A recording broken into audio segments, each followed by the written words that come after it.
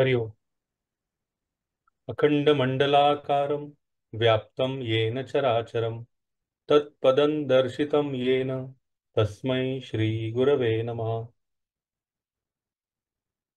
सर्वधर्मान् परित्यज्य मामेकं शरणं व्रज, अहं त्वा सर्वपापेभ्यो मोक्षयिष्यामि मा शुचः। श्रीमद भगवत गीता अध्याय 18, 66वा श्लोक आणि गीता नित्यपाठातील 120वा श्लोक। भगवान श्रीकृष्णांच्या तोंडून निघालेला आध्यात्मिक उपदेश असलेला गीतेमधील श्रीमद भगवद्गीतेतील हा शेवटचा श्लोक। खरं तर धर्म हा शब्द हिंदू संस्कृतीचा, भारतीय संस्कृतीचे हृदय आहे असे म्हटले तरी चुकीचे ठरणार नाही। श्रीमद भगवद्गीतेची सुरुवातच धर्म या शब्दाने होते। धर्मक्षेत्रे कुरुक्षेत्रे या श्लोकापासून महाभारतातील महायुद्ध सुद्धा धर्मयुद्ध होते, म्हणजे धर्मासाठी केलेले युद्ध। भगवान श्रीकृष्णांनी स्वतःच्या अवतार कार्याचे प्रयोजनच धर्मसंस्थापनार्थाय असे स्पष्ट केले आहे। तिसऱ्या अध्यायामध्ये स्वधर्मे निधनम श्रेया परधर्मो भयावहा असे अर्जुनाला भगवंत बजावत आहेत आणि धर्माचे इतके महत्व प्रतिपादित करून आता शेवटी मात्र अर्जुनाला ते सांगत आहेत की सर्व धर्मां परित्यज्य, म्हणजे तू सर्व धर्मांचा त्याग कर। वरवर पाहता हे काय कोडं आहे असं आपल्याला वाटू शकतं। सर्वप्रथम आपण गीता नित्यपाठातील स्वामीजींनी केलेले विवरण पाहू।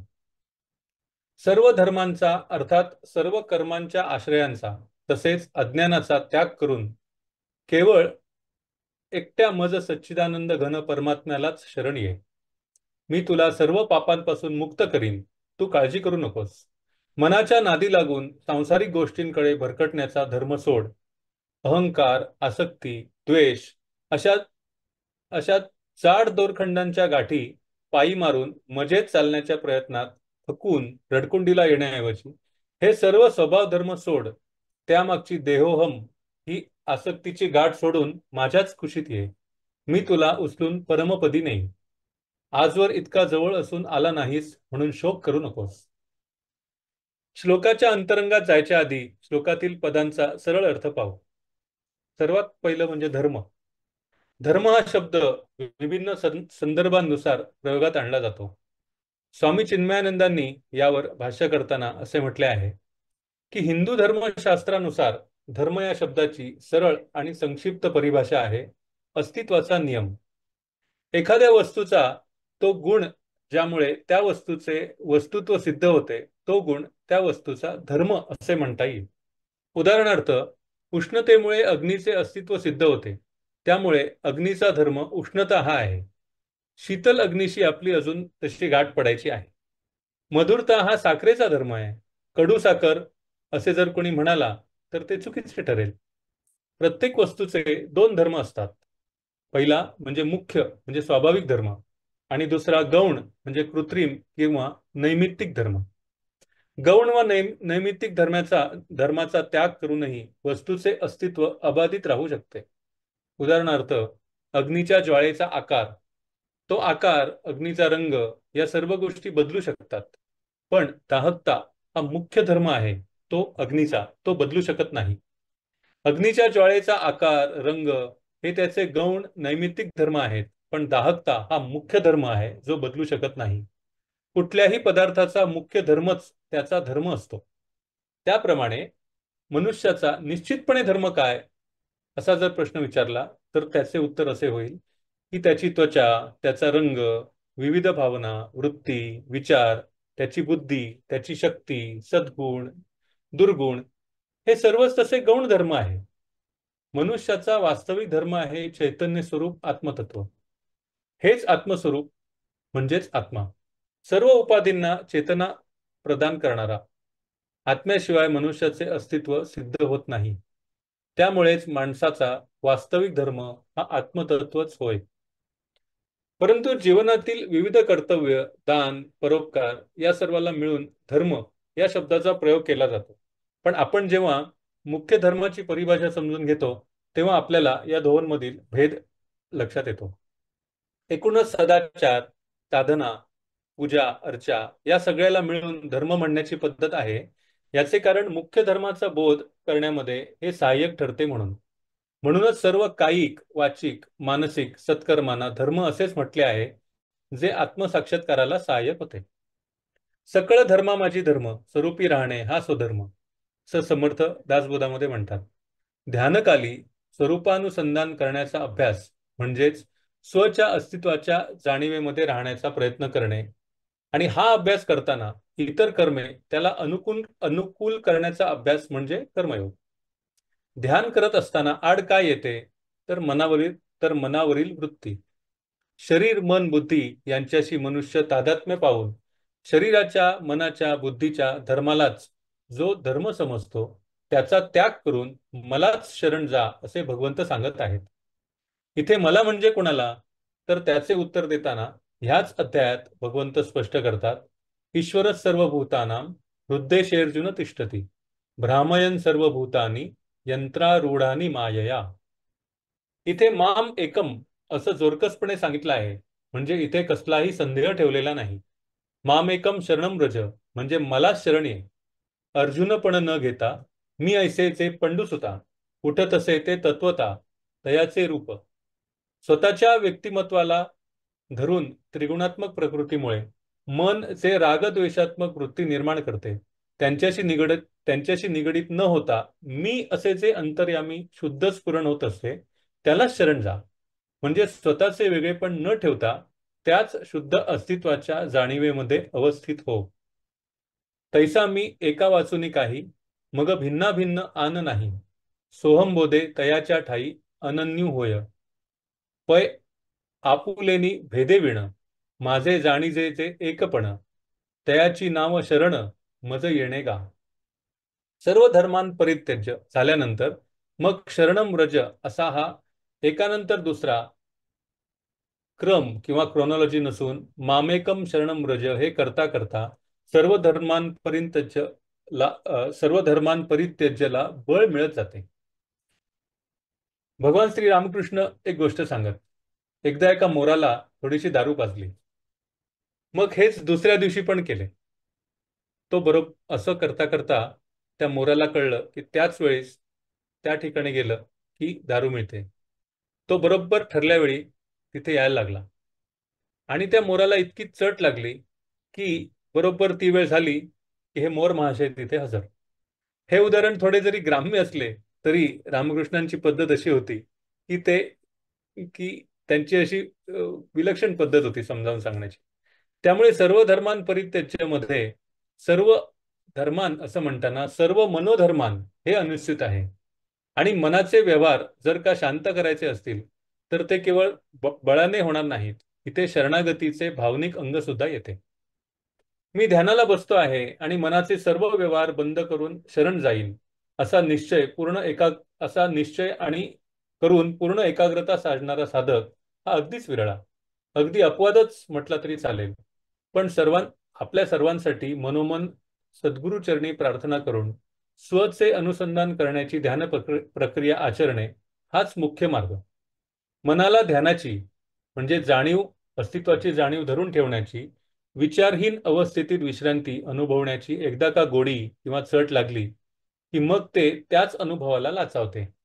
जे आवडेल त्यालाच लाचावण्याचा मनाच्या स्वभावाचा उपयोग कसा करून घेता येईल, तर का जे या मनाचे एकनिके जे देखिले गोडीची या ठाया सोके म्हणून अनुभव सुखची कवतिके दावीत जायचे, असे ज्ञानेश्वर महाराज म्हणतात. थोडक्यात नित्यनेमाने समजून ध्यान करणे. अहम त्वा सर्व पापेभ्यो मोक्ष इष्यामी असं भगवंत पुढे म्हणत आहे.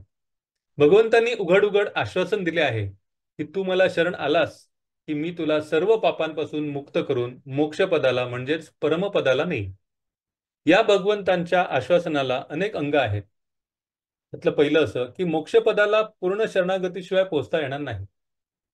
दुसरं, पूर्ण शरणागती एकदा का झाली की मग मी मोक्ष मिळवीन असे साधकाला म्हणता येत नाही. कारण साधना नियमित करणाऱ्या साधकाला सूक्ष्म अहंकार हा त्याचा शत्रू असतोच. तोही राहू नये म्हणून भगवंत इथे मोक्ष इष्यामी असे म्हणून मी मोक्ष प्रदान करेन असे साधकाला सांगत आहेत. म्हणजे साधकाच्या मी मोक्ष प्राप्त करून घेईन अशा विचारापासून त्याला ते दूर ठेवत आहेत. त्याचबरोबर हेही सूचित करत आहेत की तुका म्हणे नाही चालत तातडी, प्राप्त काळ घडी आल्या विणा. पण तुकाराम महाराजांनी ही जी उक्ती सांगितली आहे ती अनुभूतीसाठी आहे, अर्थातच साधनेसाठी नाही. सर्व पापे भ्यो, हे पद समजून घेताना पाप या शब्दाचा अर्थ आहे देहबुद्धीच्या अंमलाखालील घडलेली कर्मे. कारण जोपर्यंत देहबुद्धी आहे तोपर्यंत पाप पुण्याचा हिशोब तर आहेच. सात्विक कर्माचे चांगले फळ म्हणजे पुण्य आणि तामसी राजसिक कर्माचे फळ त्याचप्रमाणे. रामकृष्ण एक गोष्ट सांगत असत. एकदा एका वाटसरूला 3 चोरांनी जंगलामध्ये, तो वाट पूर्वी जंगलातून वगैरे जायच्या वाटा असायच्या, चालत जायला लागायचं, असा एक वाटसरू जात होता. तर 3 चोरांनी त्याला जंगलामध्ये पकडलं.